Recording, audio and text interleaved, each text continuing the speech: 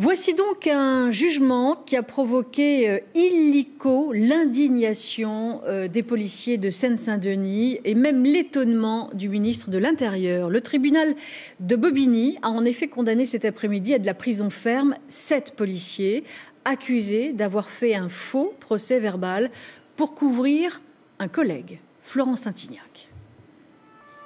Gyrophare allumé, sirène bloquée, des dizaines de policiers ont manifesté leur colère devant le tribunal de Bobigny où 7 de leurs confrères ont été condamnés cet après-midi. Au mois de septembre dernier, l'un de ces policiers est blessé lors d'une course-poursuite. Avec ses collègues, il accuse le conducteur de la voiture poursuivie de l'avoir heurté, mais au fil des interrogatoires, les témoignages des policiers s'effondrent. C'est en réalité une autre voiture de patrouille qui a percuté le fonctionnaire. Fait aggravant, l'homme interpellé a été frappé.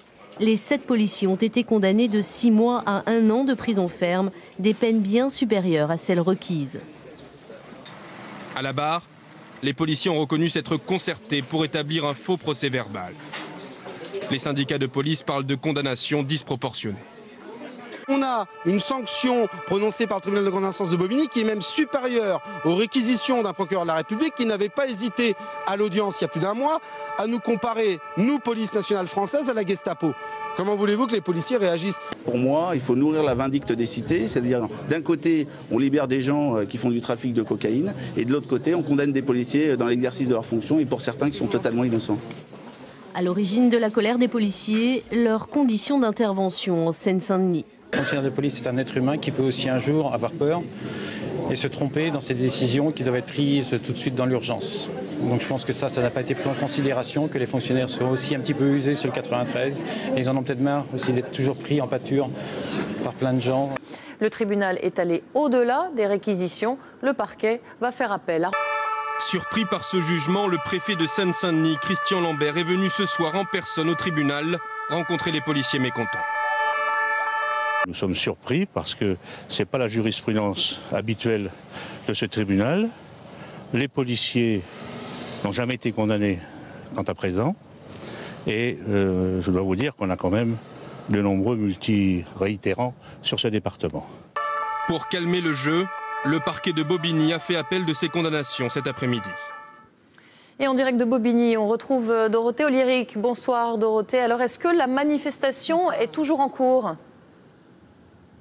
Alors non, la manifestation s'est dispersée dans le calme, ici, devant la préfecture de Bobigny, après quand même 5 heures d'intense écœurement, colère. Mais il faut dire que la délégation de policiers a pu rencontrer tout à fait officiellement le préfet qui les a assurés de sa solidarité. Donc je vous le disais, 5 heures d'une manifestation pas comme les autres, avec des hommes en uniforme, avec des sirènes hurlantes de voitures de police, de dizaines de voitures pendant près de 5 heures.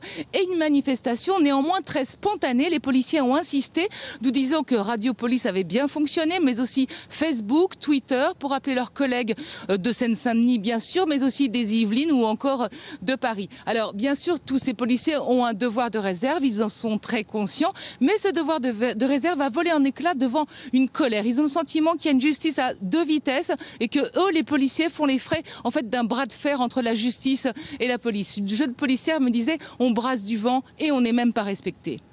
Merci Dorothée Oliéric en direct de Bobigny. Merci pour ces précisions. Le ministre de l'Intérieur et le préfet de Seine-Saint-Denis ont apporté dans la journée leur soutien aux confrères des 7 policiers condamnés.